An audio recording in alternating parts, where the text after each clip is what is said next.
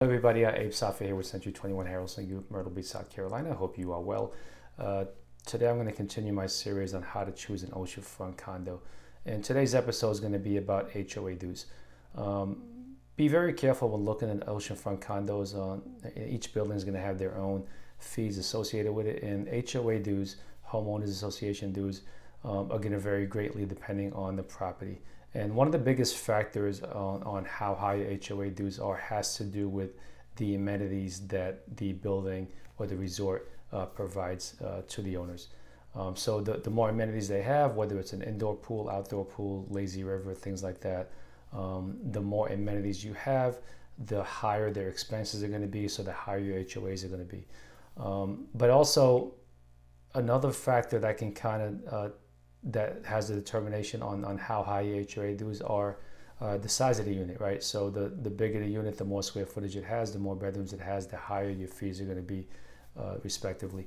But one thing to pay attention to is the finances of the building.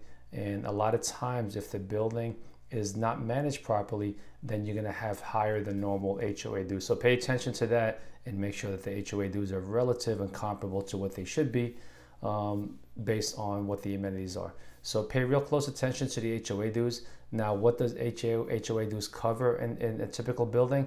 Of course, each one is going to be different, but for the most part, what you're going to get is, as I mentioned, expenses covered for all the amenities. It's going to cover obviously any maintenance on the outside, the upkeep, the cleaning, the elevator service, the security if they have any security. It's going to cover, in most cases, cable in the building.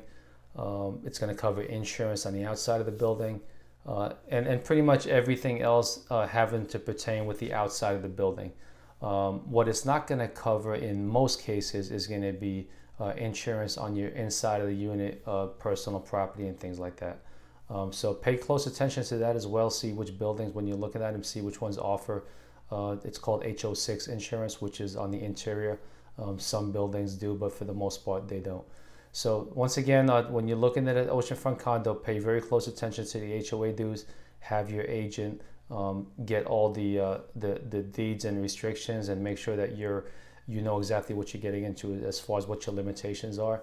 Also get a copy of their finances. Look at their P&L, look at their reserves, how much money they have.